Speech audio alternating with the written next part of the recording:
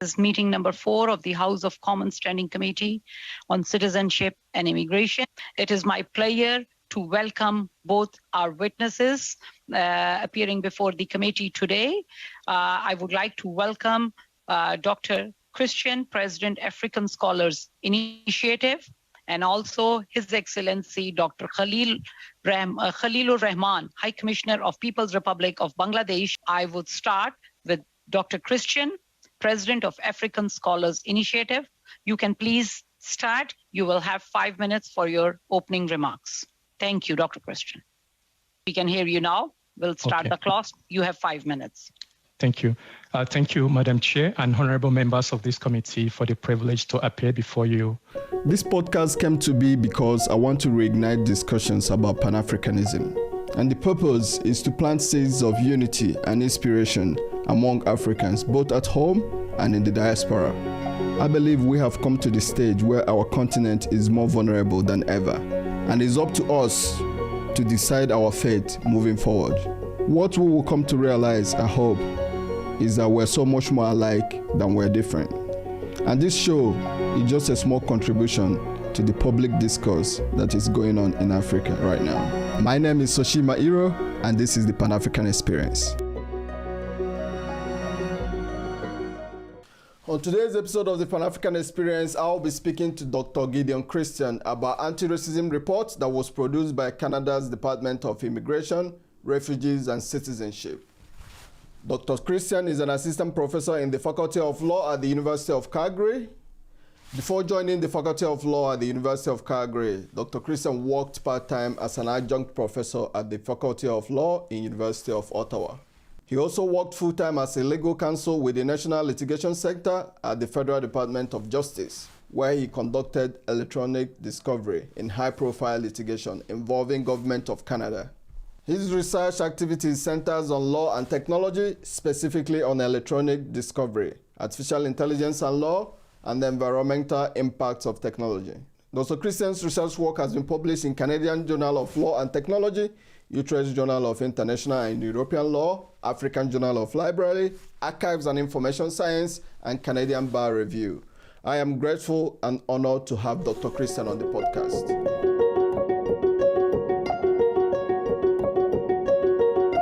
Dr. Gideon Christian, welcome to the Pan-African Experience. Thank you. Thank you very much for having me. You appeared twice before the Canadian House of Commons Committee, on citizenship and immigration. You made submissions, on the hearing on the High Commission on the Canadian study visa refusal rate for foreign students. Is that correct? Yes, I did.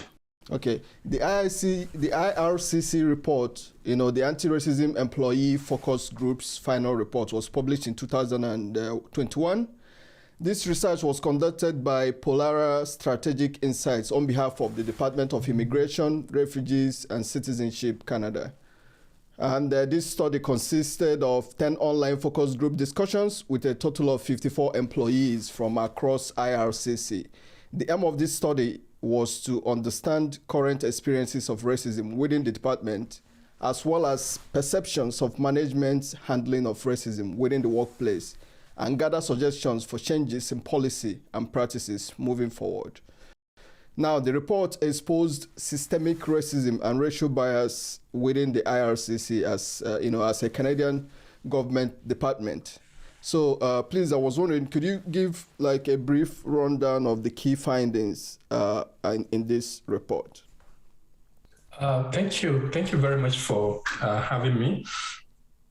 So like you rightly noted, the Pollara report was a report that was funded by the IRCC to identify or try to identify issues within the organization with regards to racism, to find out where the organization is on this matter and where they should be heading to. That report was released last year, like you rightly noted. And I must tell you, as someone who has been following immigration issues in Canada for over a decade now, that report did not come as a surprise to me. because that report actually, what that report did, among others, was basically to confirm the issue most of us within the immigration law community have always known to exist with IRCC. And that is the fact that there is racism in the organization. The Pollara report established this fact. The Pollara report noted that there is racism within IRCC with regards to the way minority or racial minorities within IRCC was treated, but even further beyond that the racism within IRCC also transcends beyond the treatment of racial minority staffs to even processing of immigration applications. And that report cited very candid examples of elements of racism, widespread racism within the organization. It made reference to African countries, or widespread reference of African countries by IRCC officers as the dirty 30 or dirty 30 countries.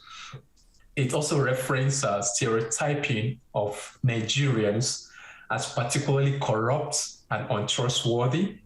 And it also goes further to show that the racism in IRCC, it cited particular example of how racism in IRCC impacts the processing of immigration applications or requirements for certain immigration applications.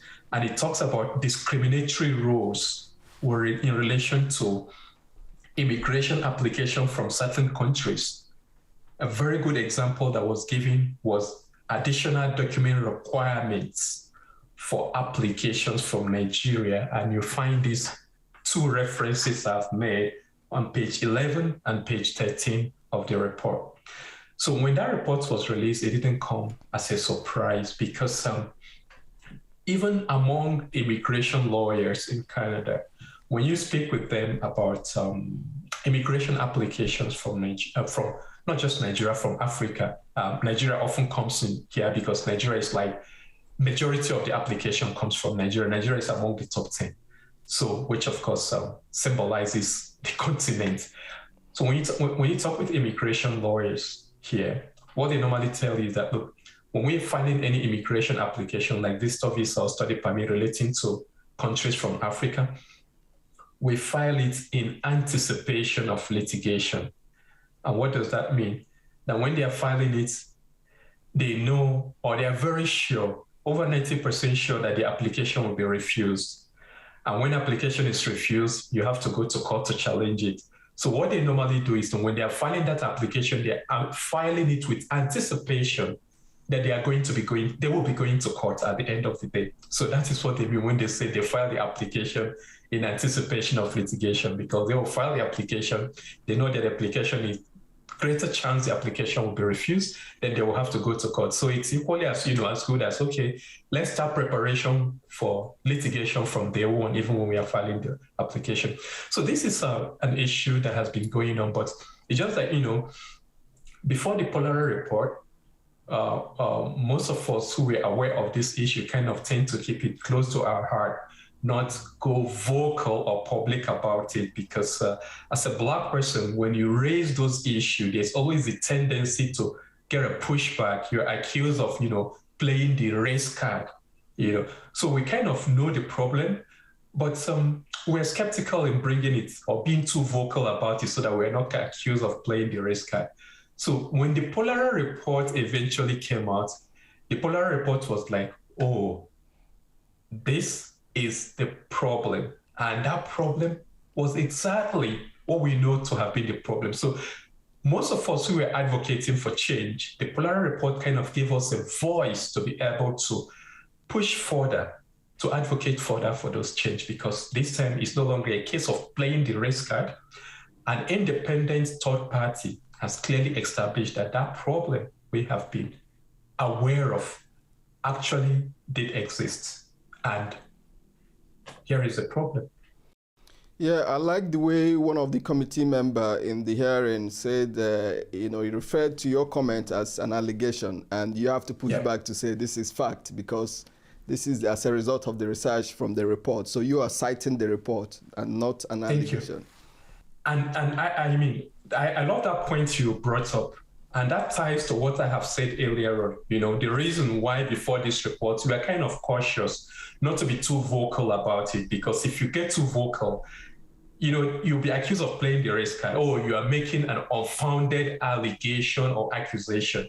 So when I appeared before the committee and the member raised that issue, he might have raised it, cautiously or maybe harmlessly, but I thought it was very important for me to fall back on the report, and which is the good thing about that report, to say, no, I'm not the one saying this. It is the report that is saying this. I wasn't the one that authored the report. IRCC authored the report, and this is what their own report say. And what I actually did there was to take the member not to the final report, but actually to the draft report, because the draft report was even more damning than the final report. I obtained a draft copy of the report through access to information request. So the final report was more like a kind of polished version of the draft. And if the polished version was that damning, imagine what the draft report looked like. So I think that Pollara report, it's a very good tool for everyone, both in IRCC and those of us outside who criticize the racism in IRCC. It is good for us because it has given us opportunity to make the world know that, look, this fear we've been having is not unfounded, it is well-founded. And on the other part, for the IRCC, the department itself, it kind of gives them opportunity to do a soul searching to see, oh, if this is the problem we are having, and it is very clear that this is the problem, how do we go about in addressing it?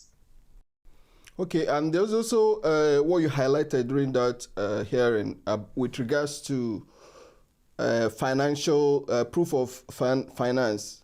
Maybe students from Africa are required to have set more money than the rest, and the money has to be in account for a number of period of time. Please, can you elaborate on that as well? Absolutely. Now, let me take you back again to the Pollara report. Page 13 of the Pollara report. This is what one of the finding in page 13 of the Pollara report. But under the heading, I'm reading the paragraph under the heading, biases in IRCC program policy and client services.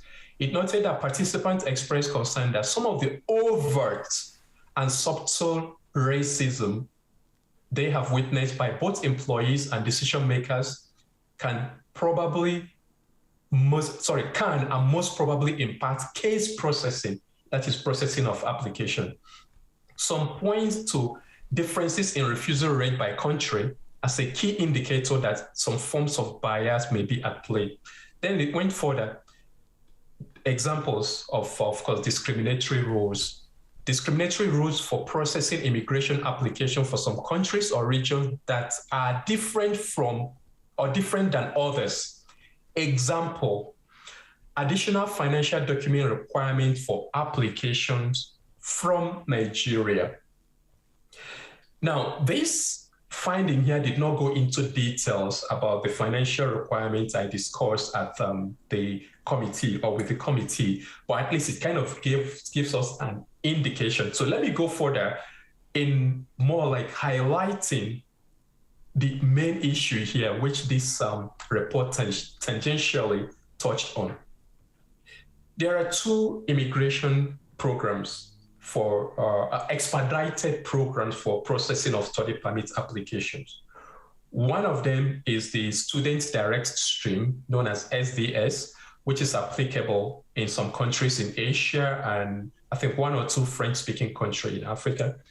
Then there is the Nigerian Student Express, which is applicable specifically for Nigeria. Now, the essence of this, the purpose of these two programs is the same: expedite processing of student permits or study permit application. Now, what are the requirements under these two programs? Under the SDS, the Student Direct Stream, which is applicable to some Asian countries and some countries outside Asia. The applicant is required to show that they have $10,000 guaranteed investment certificates. That's the financial requirement. Okay. So I can go online or walk into a Canadian bank. I can sell my assets today, deposit the amount into any account, walk into a Canadian bank and obtain a $10,000 guaranteed investment certificate. And then the next day I file my application under the student direct stream if I am coming from those countries that are under the student direct stream. I can complete this within 2 days. $10,000 guaranteed investment certificate. Now compare that with the requirements under the Nigerian Student Express. The Nigerian Student Express, you are required within a period of 1 year or 10 months, you are required to have $30,000 sitting in your account for a period of 6 months. So let me use the same illustration previously. So if I go to I want to go and study in Canada, I dispose of my asset for the purpose of pursuing my education in Canada.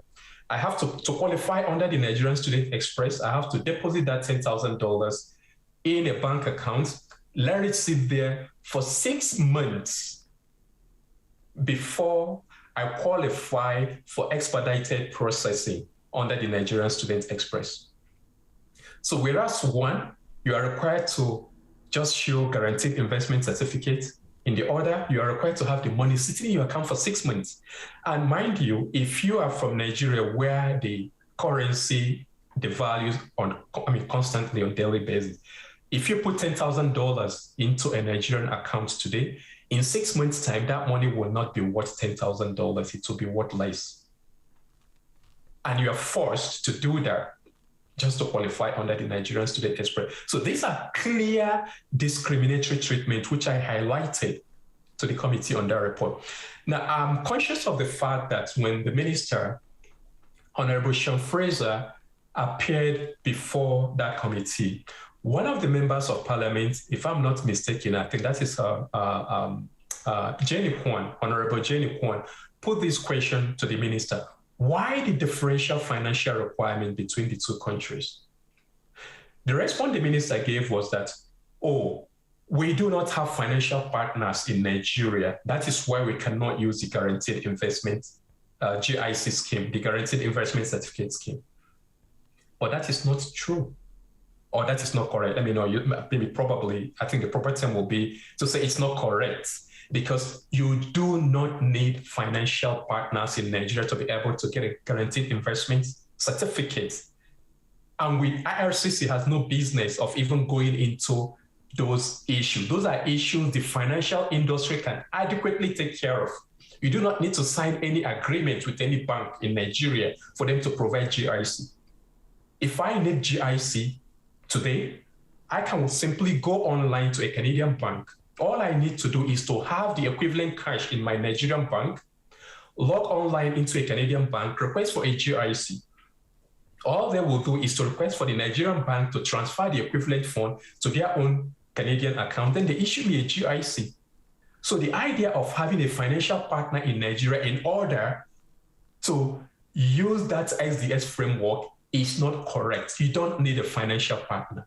I know many study permit applicants from Nigeria who have bought GIC form and included it as part of their application. Even though that is just to prove financial sufficiency, it will not entitle them to qualify under the SDS category because Nigeria is not in that category. But I'm highlighting that to show you that IRCC does not need any unique business relationship with any financial institution in Nigeria to implement it. So these are just like some of the subtle and overt racism you see, which is very evident when you compare the various programs, as they apply between other countries and the countries in Africa. Okay, I was wondering, the fact that the Canadian government commissioned this report is a step in the right direction. However, I'm wondering if the hearing, the committee hearing, is just a box-ticking event, or do you think they will actually put things in place to implement changes to correct these issues? You know, having appeared twice before this committee, the Citizenship and Immigration Committee, and also having watched other proceedings in that committee, I have every reason to believe that all members of the committee have the best intention at heart. I am not sure, and I don't know any member of that committee, irrespective of their political affiliation, that was happy with the content of that report, as well as other damning evidence that was brought before the committee by witnesses who testified before that committee. And I'm not surprised to say this, because what you saw in that report actually, and I'm saying this as a Canadian, does not really represent who we are as a Canadian. I am not sure of any right-minded Canadian, irrespective of their political affiliation, that would be very happy with that report. I'm not sure. I don't know any right-minded Canadian that would be very happy with a continent being referred to as dirty 30 by people who are paid from taxpayers' money. So I give that committee the benefit of doubt. I believe they have the best intention at heart. I believe they will craft, or they will take steps in addressing that problem. But mind you, the committee report is not binding on IRCC. It is persuasive, not binding. So for now, all I can do is to sit back and watch what recommendation the committee makes and to what extent IRCC will be willing to implement those recommendations. I think most of the participants or witnesses who appeared before the committee were unanimous on the fact that IRCC actually needs an independent body to oversee its activities rather than having that oversight over itself. It's not just working. There are just some few individuals in that organizations who are crafting policies that tend to paint Canada in a very bad light before the rest of the world.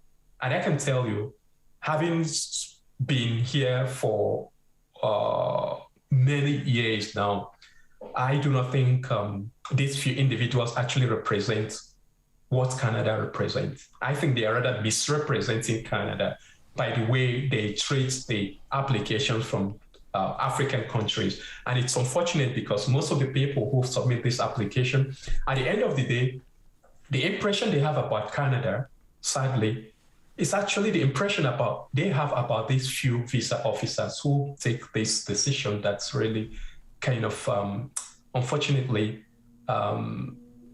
seems to be racist, or if I may say that in a polite term, but it's not just a case of seeming, it's actually racist in most cases. Yes.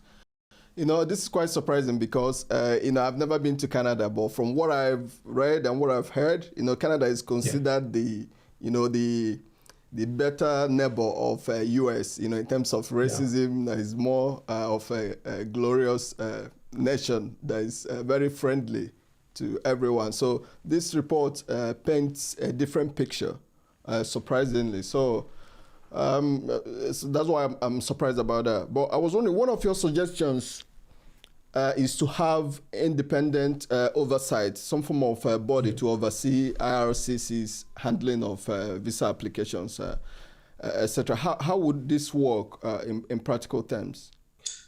So why I made that suggestion, of course, is because the problem that has been identified both by the Pollara reports and evident from the committee sitting is the fact that the issue we are dealing with here is very systematic. It's not just something on the surface. It's something that's more like in the DNA of this department, unfortunately. It is embedded.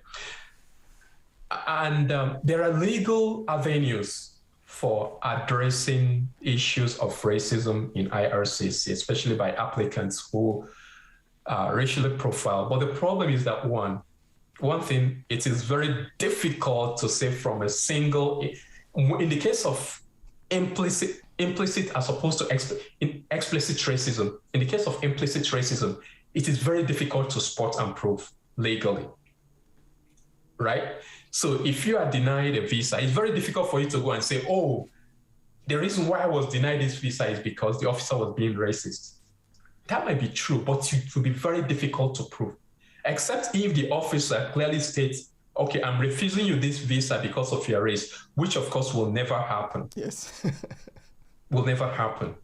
So that legal avenue for addressing this problem seems to be far-fetched because of the burden of proof. On the basis, maybe burden of proof on the basis of race. But there are also other cases where race might not be an explicit factor. For example, you apply for study permit, you show proof of fund, and the officer says, we are refusing it because we are not sure you'll be leaving Canada at the end of this study, which is, of course, the blanket reason they often give. In such situation, if you feel that the decision is not right, you can go to federal court by way of judicial review to challenge it. That is a legal avenue available. But the problem is that these legal avenues address these matters on case-by-case basis. One, it doesn't address the general problem. It just addresses one person, one problem at a time. That is one. And secondly, why the legal mechanism is not effective here is cost. It is very expensive. Average cost of judicial review for, let's say, study visa refusal in Canada, average cost of judicial review in a federal court is $4,000 average. Now, a student who is coming here to study visa costs less than $300. If it is refused, now you have the choice of thinking, okay, do I spend $4,000 hiring a lawyer to go to court and challenge it? Or do I spend $300 and file another application, which at the end of the day may also get refused again? So some try second, third time. Maybe when they try it second, third time, they feel, oh, if it's reviewed, I think at this point I have no option. I have to hire a lawyer. You hire a lawyer, the cost, the time it's going to take to address this problem. That's also another problem on its own. Then you have the institutional problem. Federal courts, which has jurisdiction to oversee decisions made by these visa officers, is currently being overloaded with decisions or cases challenging decision by visa officers. The highest or the bulk of the cases before the Federal Court of Canada today involve the IRCC, Citizenship and Immigration Canada, one way or the other. So you have a situation where the federal court is being overflooded with this decision from IRCC. And that consumes judicial resources, apart from the students or the applicants who have to pay to hire a lawyer. The federal court also is overloaded. Time that should have been spent adjudicating other Canadian cases are being spent adjudicating cases are similarly coming from decision, and in most cases, unreasonable decision by these visa officers. So these are the problems that exist with the current or existing method of dealing with these issues. So we thought that having an independent ombudsman who will be able to not look at individual cases, but also at some point in time, take a holistic approach of visa processing decision by the department will go a long way in addressing this problem, not just on case-by-case basis, but also holistically, while at the same time freeing the federal courts of bulk of these cases so that it can focus on other important cases. Okay. I was wondering, is there other ways as well, in addition to the oversight, maybe ombudsman, is there other ways you think, additional elements or things that they can implement to help resolve this issue, what's been exposed in the report?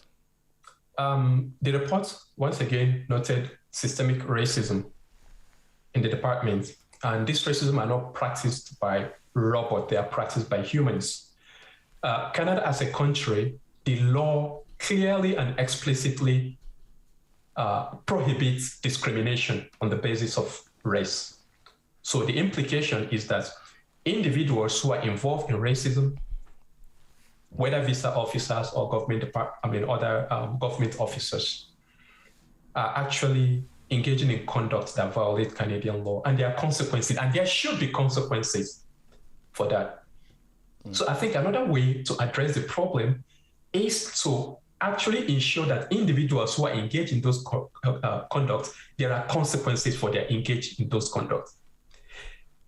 The Pollara report noted widespread practice in that department. And I can tell you, even as of now that we're speaking, there is not a single individual in that department that there's no disciplinary measure that has been taken against any individual in the department that has been involved in those things noted in the Pollara report. So what is the consequences of that? If you give people incentive to do their job badly, they will have no incentive to do it well.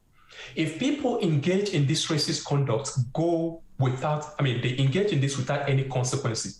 At a point in time, it kind of becomes institutionalized. They just feel, well, I can do it without any consequences. Nothing is going to happen. If they know that engaging in such conduct will result in reprimand or even them losing their job, they will sit up. But if they do it and nothing happens, it becomes a custom, institutionalized. And I believe also there was a very good suggestion that was made by one of the witnesses that appeared before the committee, which is actually moving these visa officers, moving them from one visa office to another. Because when they remain in one office for over a long time, that practice kind of becomes so associated with that office and that desk. Culture. It becomes a culture. So moving them around before that practice kind of become institutionalized in that particular one seat may also be another way of dealing. And this was a very brilliant suggestion that was brought up by one of the witnesses that testified before the committee, which of course before now I never thought of. But I think that will also be, a very important factor to take into consideration. Rotating these decision makers around visa offices is very important. Okay, so, your research interest centers on implications of race and artificial intelligence, among other things you research into. Artificial intelligence is trained with data, as you've stated in the hearing as well. And when you use a racist data to train an artificial intelligence technology, what that technology simply does is to regurgitate that racism and discrimination. So, I think you called it garbage in, garbage out. So can you elaborate on this, with examples, so that a layman like me will understand the ramifications of this that technology? Okay, first, there is this misconception we generally have about technology. That will be a starting point to address. We do have this misconception that technology is not biased. That may be true to some extent because technology, I'm not saying it's not possible, but it's very difficult to imagine a situation where somebody designs a tech software that is deliberately designed to be biased. Artificial intelligence technology, like you rightly noted, is trained with data. So it might be designed race-free, unbiased. Okay, but when AI learns from training, it learns from training. So when you train it appropriately, it will behave appropriately.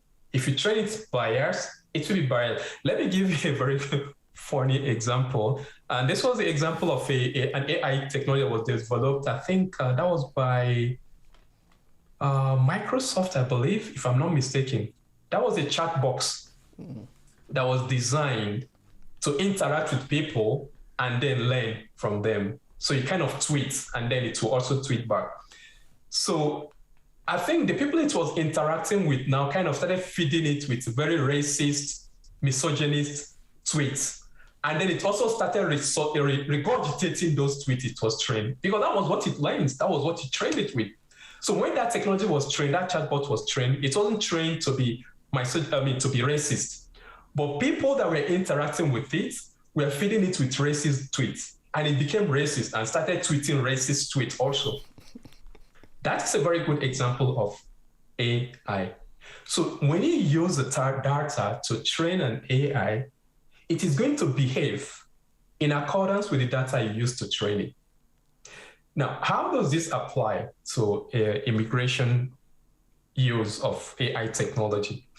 African countries have had historically low approval rates for immigration application, especially temporary resident visa application. One of the reports I used at the committee, I think, which was the March 2020 report, which shows Nigeria having about 12% study visa approval rate, and Nigeria being one of the top 10 study visa countries, application countries. Then you have Japan and Korea having, I think, 95 and 97% approval rate. 12% for Nigeria, Japan and Korea, 95, 97%. That is data, right? Now, if you use such kind of data to train an AI technology and then automate it to process immigration application, what you should never expect is to have a situation where, because AI is processing this application now, Nigeria is going to probably have like 50%, 40% approval rate. Never. It's not going to happen. What AI does is to kind of maintain the status quo from the data used to train it. So you don't feed biased data into AI, and then because it's technology, you not expect it to kind of regurgitate unbiased results. No, when you use this data to train the technology, the outcome or the output from that technology is going to be similar to the data used to train it. So the concern here now is this: IRCC has vast amount of historical data, which it can use to automate its AI application processing. But the problem is that when you use this data that has been clearly biased against the so-called dirty countries to train that AI technology, what you're going to have from that AI technology is not going to be different from what we have in now. And the problem of doing that is that once you now outsource this stuff to technology, people will not have that impression, oh, is technology doing the work? It's no longer any human doing it. Yeah, human bias is there, but there are many ways human bias can creep into technology. And one fundamental way this can happen is where you use the data, which is product of human bias, to train an AI technology. That AI is going to be as good or as bad as the data used to train it. Are you familiar with the technology that IRCC uses in their visa processing process? I'm familiar with some of the technology they're using. I'm not familiar with the full technology they are using, especially with regards to AI. And that's one of the problems we have always highlighted: lack of transparency with regards to use of AI technology by IRCC. IRCC uses Chinook software for part of its visa processing application. And IRCC has consistently argued that Chinook software is not an AI based technology. It is a mere spreadsheet. And that claim has been trailed by lots of doubt and skepticism. Okay. IRCC has also noted that it uses artificial intelligence technology to triage visa applications, but that it doesn't use it to make visa application decisions. This is the information IRCC have made public. However, the public information is different from the information we have been able to obtain internally through access to information requests. One of such documents actually shows that IRCC is currently using artificial intelligence technology to automate some approval decisions with regards to visa applications, and that they are currently planned to extend the use of that AI. Now, I don't know, and I can't tell you at what stage they are now, because some of the documentation we obtain here are documents that are prepared some years back, which of course gives us impression of the state of things some years back. So right now, I don't know to what extent that technology, AI technology, is being used in immigration processing. And which of course brings me to another important recommendation I made when I appeared before the committee. They need to have an independent body of experts, oversee IRCC's use of artificial intelligence technology so that we don't end up, having a digital version of human bias, which was very evident in the Pollara report. Okay, so, I understand you've taken several steps to address racism within IRCC. That includes your appearance in the hearing as well. And I was wondering if you've noticed any change so far in your 2 appearances. You've made 2 appearances so far. Have you seen any change, or have you heard any action that is being taken by IRCC with regards to this issue? I'm not aware of any yet. I'm aware of commitments that has been made by the minister and some of the officers that appeared before the committee to address these issues. To what extent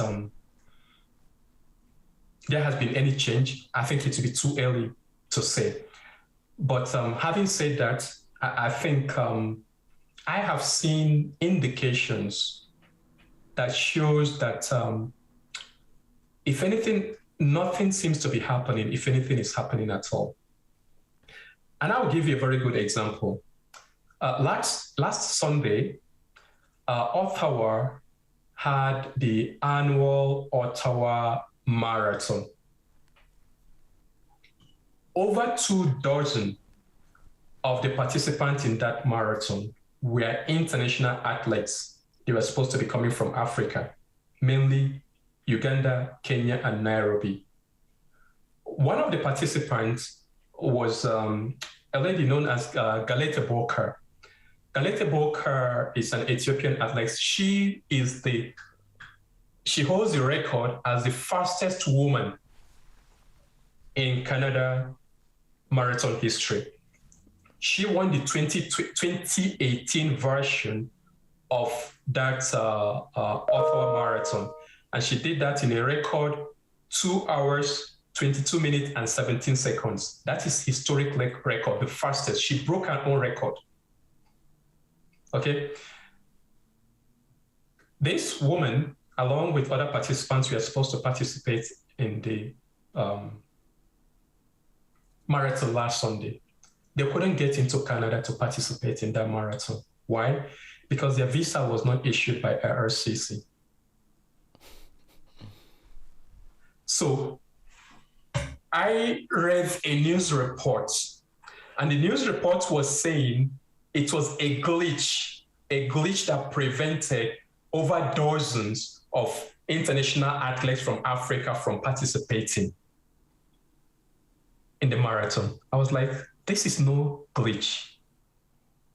You're just trying to color racism with a glorious term. This is no glitch. This is a deliberate act. And why do I say it's deliberate? In 2018, there is this conference in Montreal known as Black AI Conference, which of course it's the largest gathering of Black AI professionals, Black professionals who are into AI. And of course, you expect majority will come from Africa. In 2018, that conference was supposed to be held in Montreal. Over 24 of experts from Africa who were supposed to be taking part in that event were not granted visa to come to that event. That was in 2018. Of course, the outcry was there. 2019, that same event was held in Vancouver, and one was expecting, okay, this time around, because of outcry, things would change. Exactly the same thing happens. Most of the participants from Africa for that conference, Black AI conference, could not get into Canada because of visa issue. So when this marathon issue came up and somebody was saying it's a glitch. I was like, this is no glitch. This is systemic treatment people from this part of the continent have often been used to. So if you ask me whether things have changed, all I can tell you is that I have not seen any results to be able to tell you that things are changing. But I remain optimistic. And why I remain optimistic is because I know, like I told you earlier, this is not who we are in Canada. So I am hoping there is going to be change, but at the same time, I'm waiting to see that change happen. Okay, Dr. Christian, as we approach the end of this episode, just for young African youths watching this video now, I was wondering, what inspired you to go into your field of study? And what career path and academic path did you take to get where you are now? I'm of Nigerian descent. Of course, being an African and Black, which is also what gets me interested in what's happening here with regards to this visa issue. And when I had my first degree in Nigeria, University of Lagos, when I left when I left Nigeria to pursue education abroad, my destination was not Canada. I just stopped over in Canada for 2 weeks summer school. And that 2 weeks, Canada kind of gave me a very wonderful impression that I still carry with me today. My original destination was to the United States. So even after the 2 weeks program, I left for the United States. That's first love, that love at first sight I had for Canada kind of, made me do a U-turn. From US, I had to process my papers to return back to Canada to pursue my education here. And I can tell you that this country has been amazing. It has given me all the opportunity I need to get to the pinnacle or to head towards the pinnacle of my career. As a Black person, as an immigrant, I took that decision to come to this country. Maybe it was a snappy decision, but I've never regretted that decision. And if I had to take that decision all over again, it will not change. I will not pick any other country. Okay, Dr. Gideon Christian, thank you very much for coming on the podcast. My pleasure, and thanks for having me. Okay.